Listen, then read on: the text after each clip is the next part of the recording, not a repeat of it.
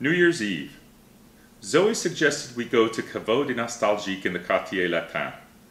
Another chance for us to escape, forget, heal, she told me. It was not hard to guess who was in need of forgetting and healing. I thought it was very kind of Zoe to include herself. She had an exciting plan, and I found it easy to let myself be carried away by her ebullience.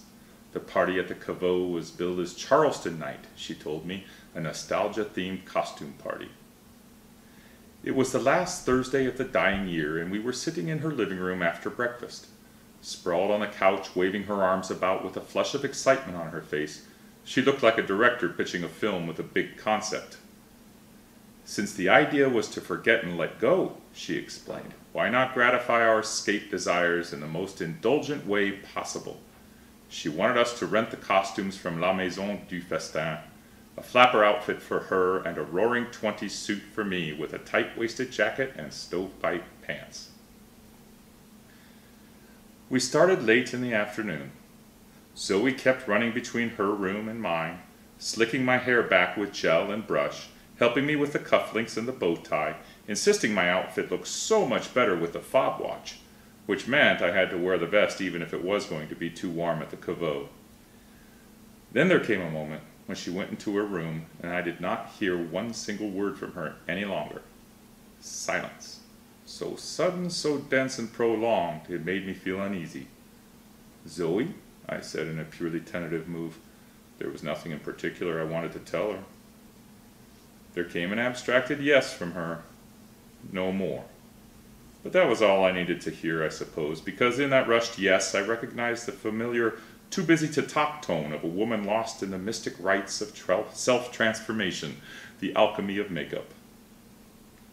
Abstracted or not, though, I liked the feeling of familiarity in that single word, and with it the comforting realization, knowing with absolute certainty in a split second why Zoe had put so much generosity, creative will, and imagination into this evening. Belonging. It was all about belonging. Zoe wanted to put so much ritual into the whole thing so that this year's celebration would be a mark of her loyalty, of her refusal to do what most people would have done under the circumstances. Treat me like a disease-stricken man, and propose a low-key celebration at best. Instead, she went for the craziest, most festive scenario imaginable. I was grateful for that, her obstinate affirmation of my normality, and I suddenly felt this sappy urge well up in me. Felt like I had to do something. A gesture, a word, some kind of move to signify my gratitude, anything to express my thankfulness. I did none of that, of course, fearing that it would all melt into mush and cheap sentimentality. As if she had access to my broodings, Zoe interrupted my thoughts with her playful but firm warning. "Don't you dare come anywhere near this room, Tariq. Sit down and relax. Grab a book." After a while, she came out and stood between the kitchenette and the living room, at a deliberate distance from me, looking so metamorphosed that I felt my own self grow unreal. Everything around me fading out of focus. She was the center of everything, all of a sudden. More than ever, there was that hauntingly compelling gap between Zoe's Garçon face, the bold lines of her mouth, the flapper bob hairstyle, and the sensuous Venusian bearing of her body, its forms gorgeous behind the surreal outfit, the sensual odalisque-like roundness of her shape wrapped up in old-fashioned silk and lace, the misty textures of her powdered face and neck, the dashing bright red of her lips, so full and alive and sensual with a touch of African toughness. There she stood, the new Zoe, enfolded in the loveliest envelope as in petals of poppy, the dress that we had painstakingly chosen together at Maison du Festin the day before, a sleeveless, low-neck evening gown of scarlet silk with ruffled shoulder straps and silver bullion lace, draping down cape-like over her shoulders and upper arms. For jewelry, she wore a 5-strand necklace of faux hematite beads with teardrop earrings to match. Even the air around us was changed, Zoe's presence renewing it in a breath of primal forest, her perfume distinct yet vaporous and subtle in the way it filled the living room, a whiff of orchids you catch in passing. My new electrified mood and rapture went right into her, like a blaze blasting through a broken door, and she still stood there with that stealthy gleam in her feline eyes, basking in her own aura, relishing my entrancement in dainty sips. Underneath it all, though, the theatrics of her flirtatiousness and the levity of her charms, there was the unmistakable essence of Zoe set deeper within her than the streaks of time and stone, the Celtic angle of her mother's jaw, the dramatic protuberance of her cheekbones, the slightly Asian slant of her eyes. A warrior girl. She was that, ultimately. A warrior girl with an artichoke character, rough and cutting on the outside, but silk soft and furry within. She went back into her room and brought out the hat, holding it up with a prestidigitator's flourish. It was a tall crowned cloth and maline slate blue hat with irregular trim. The flowers, smooth, fluttery, touch-inviting, were made of silk and feathers. "Ready," was all she said. There was a damp drizzle outside, the lights of the Rue Mouffetard shining in soft, grainy smudges on the cobblestones. We decided to stay away from the crowded boulevards, but even the back streets were teeming with partygoers on their way to dinner. Zoe was quite a sight, drawing admiring glances all the way to the Rue Saint-Séverin. By the time we walked into the Caveau, I was feeling self-conscious, all those relentless eyes, male mostly, fixed on us.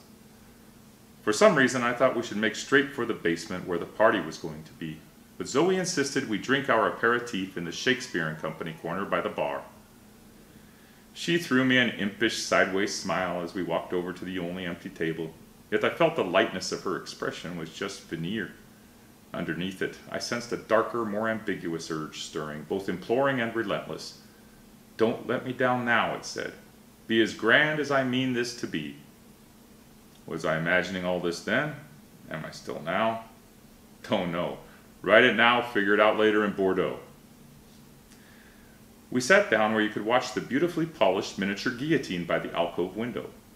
There was something fascinating about the dull brilliance of the oak, the glint and fine edge of the steel, the hanging heft of the blade tugging at your attention. Something of that edge must have gone into her now. Or was it only an undercurrent of diffidence, hers as much as mine? But the tenseness was not meant to last. I remember a distinct, resolute thought after the second glass of champagne. Zoe had made all this possible for me, and it was now my turn to bring my own magic touch to her performance. The evening that she had dreamed up and organized against all odds. I decided that I was going to take us back to the days when we could not afford the astronomically expensive soirees in the basement, the days when we would spend hours in this corner under the gaze of Sylvia Beach and the others, talking about philosophy, poetry, art, and beauty. The barroom was full by now, wonderfully noisy and cozy, full costumed latecomers heading straight for the basement.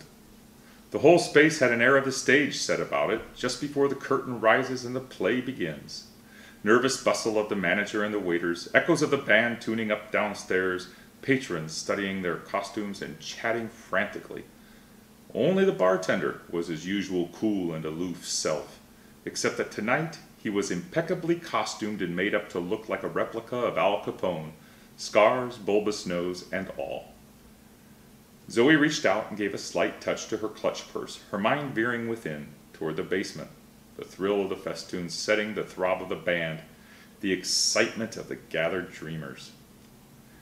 The setting in the big stone-walled basement was as I imagined it.